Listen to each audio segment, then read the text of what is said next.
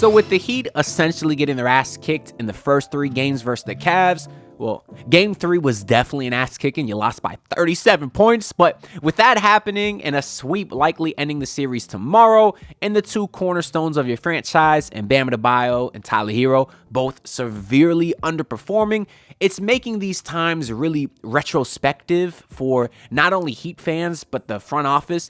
I really think everyone kind of needs to look back and see what went wrong for us to get to this point and kind of what needs to happen going forward to change things, because obviously some serious changes are needed.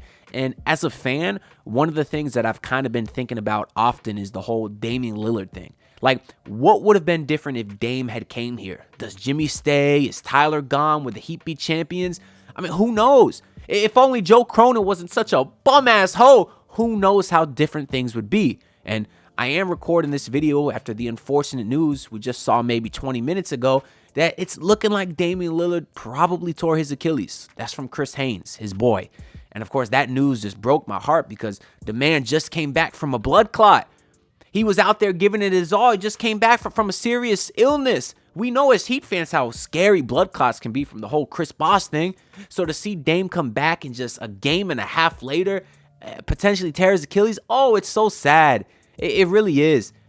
To happen to such a great guy too. And right now, Dame's 34. He'll be 35 in July. By the time he can come back, he'll be 36 because he's going to miss at least all the next season, which means, hey, maybe Giannis will ask out. I mean, I don't want to make this video about Giannis because it's too soon. You know, we're still in pray for Dame mode, always will be, but we'll see what happens regarding that. But anyways, terrible news for Dame Lillard, man. That sucks. But I mean, it's just crazy to think about how things go, like just the butterfly effect of things. Because maybe if the Heat get Dame, who knows? Maybe he never gets hurt last year because he was hurt in the playoffs last year too. Maybe he never gets blood clots this year. Maybe he never tears his Achilles. Who knows? Or maybe all those things happen and the Heat obviously get unfortunately screwed over now. It's just everything happens for a reason. That's the point that I've been trying to tell Heat fans over the last month, where obviously most of us wanted to miss the playoffs. We wanted the extra pick because now we made the playoffs. We see the Cavs are beating our ass, but you never know what can happen. Like, we don't know if we would have drafted a bum in the 2025 draft, and maybe we draft a Hall of Famer next year with the pick that we now have because we make the playoffs. You never know.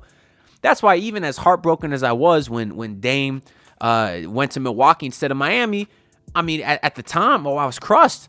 But since then, we've seen Tyler Herro made the All-Star team. We're obviously seeing Damian Lillard have just some very unfortunate injuries in Milwaukee. And like I said, who knows if that stuff happens or not. The point is, it's a retrospective time for Heat fans right now because obviously at this current state, things haven't gone the way that we wanted them to go. And one of the guys that appears to be looking back at how things have been over the last few years is Tyler Herro. There was a report dropped that dropped yesterday from The Athletic that had this one quote that was going all over Twitter today, where basically Tyler Herro said that he needs Jimmy Butler to win. And a lot of people kind of took that quote and ran with it. So what I want to do in today's video is actually, get this for a concept, read the whole article. Because y'all know that one of my biggest gripes with society nowadays is people just read a headline and make assumptions. You gotta read the whole article, and that's what I want to do today because I read like the first paragraph, and it does seem like something that could be pretty interesting. So let's get into it. This is from Jared Weiss, from The Athletic, who dropped this article just yesterday titled, Tyler Herro wanted to be the Heat's #1 option. Now he's learning how hard it is. Hey, yo, pause on that, son. Listen, it's telling me that 56.5% of y'all are going to snitch on me for giving y'all a paywalled article for free.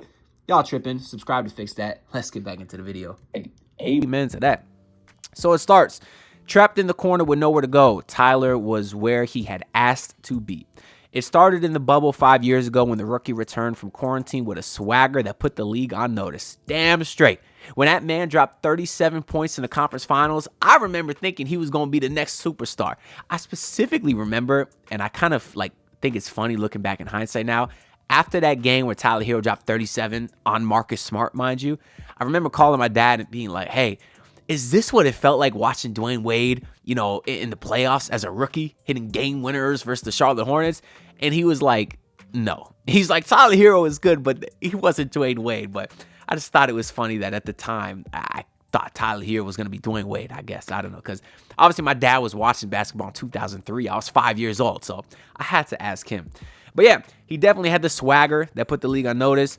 He still wanted all the smoke when teams passed on trading for him over the past few years, and fans questioned if he could ever be more than an oft-injured bench scorer. Very true. Something to give Tyler Herro credit for is he survived all of the trade rumors over the years, which I guess the front office, you could say, overvalued him, not trading him for Durant or Donovan Mitchell or Damian Lillard or whatever. But just the effects those could have had on his psyche of, damn, I'm in all these trade rumors. It could have affected him, but instead we see him here playing the best basketball ever. So I do think he deserves a lot of credit for that. But it goes on to say Jimmy Butler came to him before the season and told Herro his time was coming. See, that's an interesting quote because all we heard is that Jimmy didn't like his role in the offense. So how could Jimmy not like his role if he was there telling Tyler Herro, like, here, I'm passing the baton to you? It doesn't make any sense. But Herro's time came as the Butler saga unfolded and the franchise felt like it was unraveling. With Butler suspended multiple times, there was no doubts the Heat offense was now Herro's to run. But ascending to that role in the middle of a power struggle between personalities as combustible as Butler and Pat Riley was not how Herro envisioned things. I do agree with that. To a certain extent, I don't feel like this is the best season to kind of judge Tyler and Bam as the new 1 and 2 because in the past, we've seen it. Jimmy Butler's been injured, but you knew Jimmy was coming back. Like, you had an idea, okay, Jimmy's going to be back. We only got to be the guy for a certain stretch of times. And obviously, defenses on the other side weren't necessarily game planning for them because they're game planning for the Heat with Jimmy Butler, whatever, or they're game planning for a playoff series, which Jimmy was in all of them except for last season versus Boston. And we also saw Tyler and Bam struggle. But then you come into this season and it's like, okay, they weren't expecting this to happen mid-season. I mean, it was earlier this year. You had Tyler and Jimmy joking about who's 1A, who's 1B. Next thing you know, you snap your fingers, you blink your eyes, Jimmy's off the team and he hates everyone. So I do think Bam and Herro were kind of put into a brand new position out of like all of a sudden. I do think that can be difficult on them. But we're seeing them again in a playoff series where teams are game planning for them as the number 1 and 2 options. And it's not working well. It's just the same thing we saw last year, too. So I don't want to give them full excuses, although I do think this was an awkward season for them, an awkward transition season, so to speak.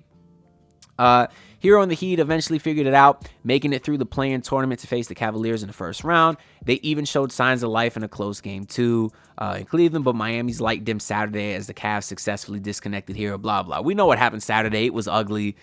I stayed to the end to watch that blowout because after the Heat came back, versus the Bucks and what was that, game 4, the crazy Jimmy Butler game, I hate to admit it, I turned that game off. I'm sorry. Yes, the Jimmy threes versus the Bucks, I didn't see it. I was so mad that the Heat were losing. It was not good for my mental health, y'all. Now, I will say, I missed the first Jimmy Butler 3. I was keeping track of the score. I saw the second one. I saw the breakaway dunk. So I didn't miss the whole Jimmy Butler run, but I missed the beginning of it versus the Bucks. And ever since that game, I said, I'm never turning off a Heat playoff game early ever again. And sure enough, in game 5 that same year, the next game, they were down like 16 going into the fourth quarter. I watched the whole comeback. Jimmy Butler layup at the buzzer to tie the game, the Heat winning in overtime. So that's why I watched the rest of that Cavs game. But anyways, the Heat's all-star guard spent much of that loss, the most lopsided playoff defeat in franchise history. Damn. Swimming through the sea of bodies, unable to find the ball as Miami fell into a 3-0 series hole. It was a little bit weird from Herro after the game. His quotes were like, I love the way the Cavs are playing defense. They're face guarding me every time, playing ball denial. And it's like, why would you like that? They very clearly shut you down by playing physical, by doing all the ball denial and face guarding stuff that Shane Battier used to do back in the day. You can't say you like it, then also score 13 points on 13 shots. It don't make sense to me. But now Herro faces a distinct crossroads, wanting to prove he can lead a team to postseason while reflecting on what could have been if Butler never forced his way out. Now, this is kind of the quote that everybody was up in a tizzy about. Tyler says, obviously, I know I need Jimmy to win. I'll keep reading. I'll give him benefit of the doubt. That's just a wild thing to say. Obviously, I know I need Jimmy to win. If we had Jimmy right now, I feel like we'd be in a completely different situation. I agree, Tyler Herro. Herro told The Athletic before Game 3. So just for some context, he said this before they got their ass kicked. But Herro goes on to say, we probably wouldn't even be the 8th seed. Well, You would 8 seed last year with Jimmy Butler, but I digress. So finding that middle balance of like, damn, we need him, but also understanding shit, that's his career and he wants it, and what he wants is ultimately his right to want what he wants. It was just tough to be in the middle of both sides. I definitely think it was weird to be in the middle of all that. I remember when Jimmy came back from his first suspension and he was announced in the starting lineup. Herro and Jovic, they were all like cheering him, hyping him up. So I'm like, okay, cool. Like Jimmy and Herro, they're still good. You know what I mean? Otherwise, Herro wouldn't be hyping him up. But then when Jimmy got suspended again, it seems like things changed because obviously Jimmy came back in that Golden State game. Nobody dapped him up besides Alec Burks and Kevin Love. And I thought that was really telling. And if I was the Heat team, I probably would be mad on Jimmy Butler because, yes, you got to do what's best for you, but don't quit on the team. You know, you can ask for a trade, but still play hard until you get traded. But I do understand Tyler here or there. But, yeah, that's a wild thing to say. Why would you admit that you need Jimmy to win? If you want to say if you had Jimmy, things would be different now, okay. No, but then that's disrespectful to, like, Wiggins and Davion and Kyle Anderson.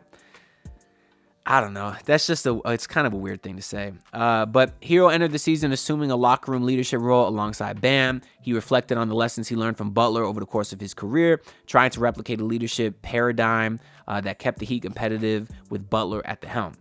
But Tyler Herro goes on to say, I've known Jimmy for 5 or 6 years, obviously being with him every day, just seeing how he is as a basketball player and how he really makes his teammates better.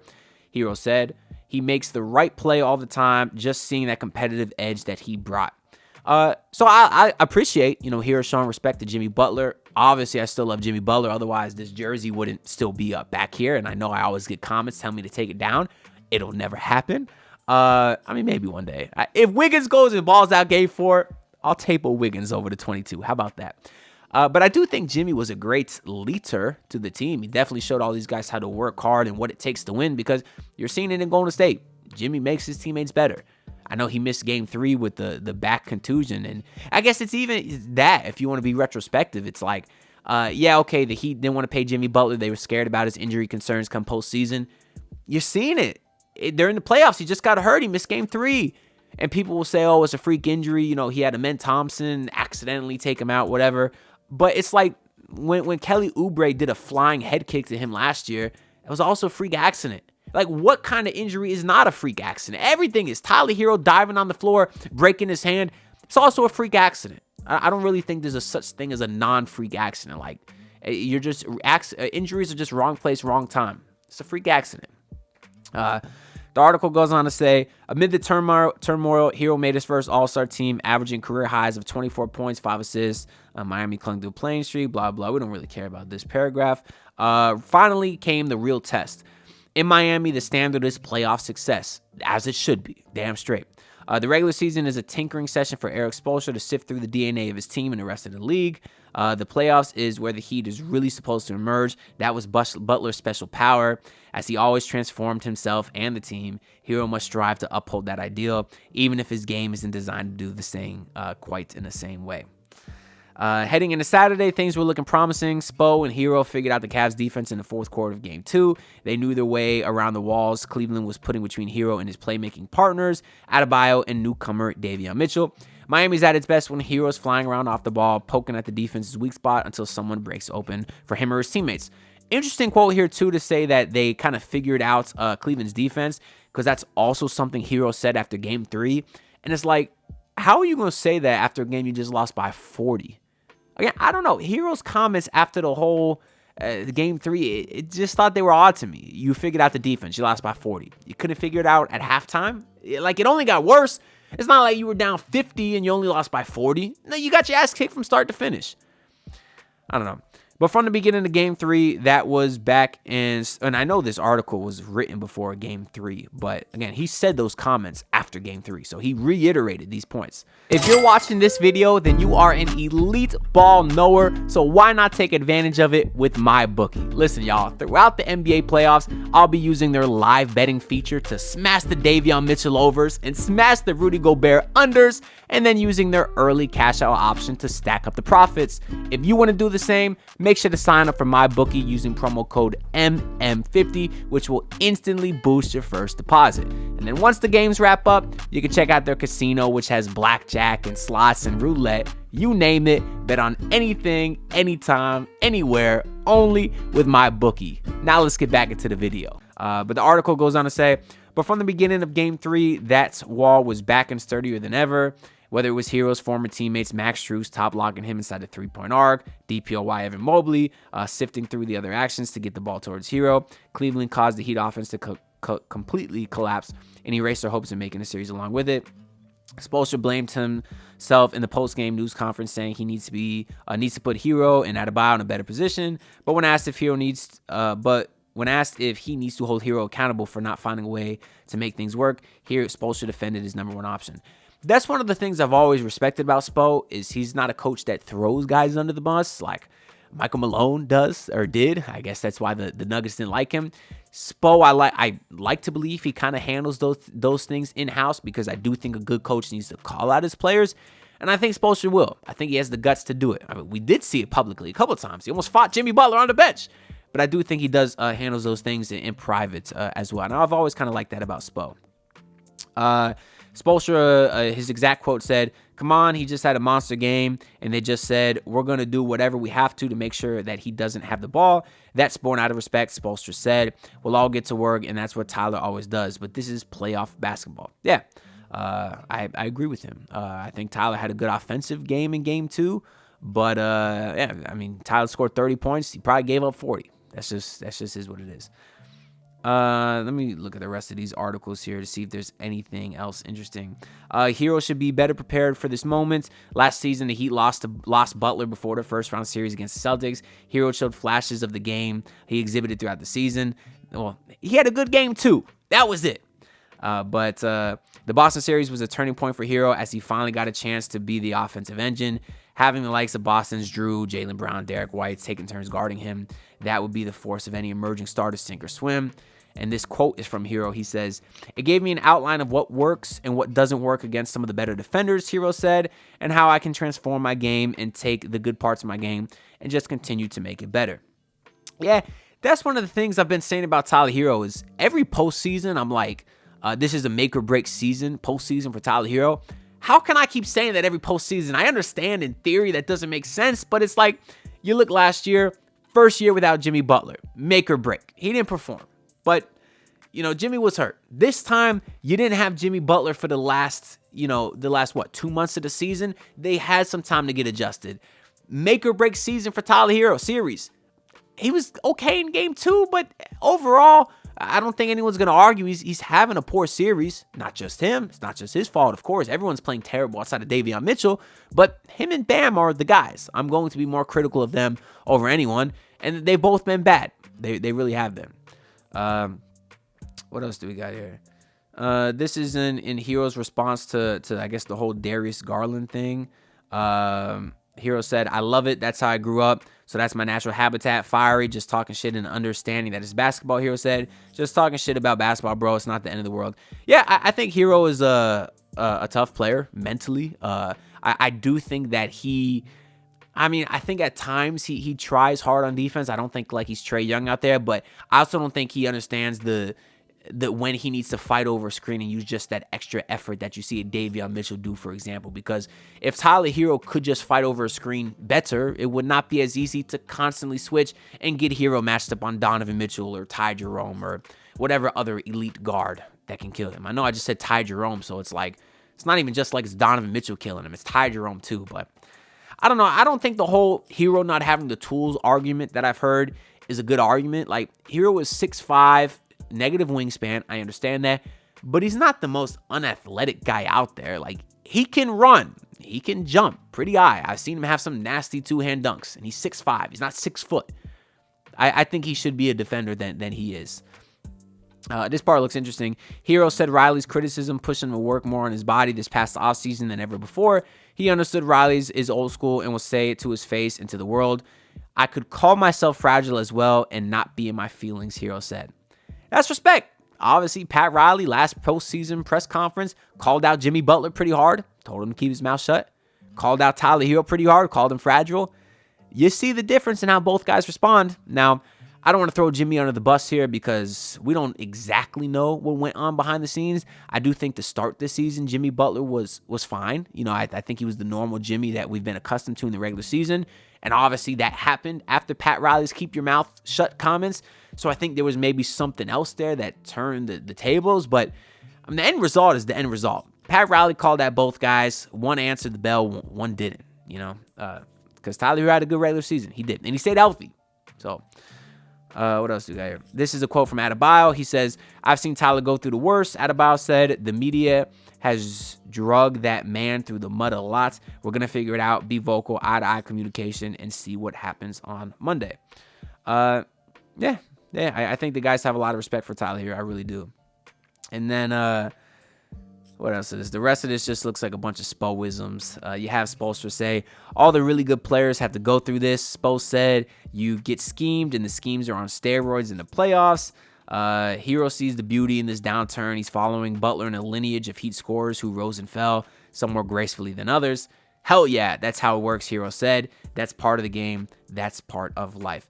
So yeah, overall, I think that was a pretty interesting article just to kind of get some background and kind of how Tyler Herro's feeling about everything, because we really haven't heard honest answers from the players that much. I want to know as a fan, do they hate Jimmy? I think they should. But again, I'm just a fan watching the games. Who the hell knows what's going on behind the scenes? I truthfully have no idea. But anyways, let me know y'all thoughts in the comments. Do you think that Tyler Herro quote is an insane thing to say? Do you kind of understand where he's coming from? And overall, his struggle so far in the postseason, are you kind of giving him a pass because of all these extenuating circumstances? And do you think next year is really the year for him? I don't know. Who knows? I do think Tyler Herro is going to have a great season next year for the Milwaukee Bucks. That's all I got to say for this video. Make sure y'all like, comment, subscribe. All the support is greatly appreciated. And I'll see y'all tomorrow for a post game. Might be the last post game of the year. Who knows? See y'all then. Peace out. Look, pull up in your city trying to get that dead face. Do it on my own, I don't need no dead weight. Had to kill him off, yeah, I need a head space. You know this homegrown bitch don't offend me.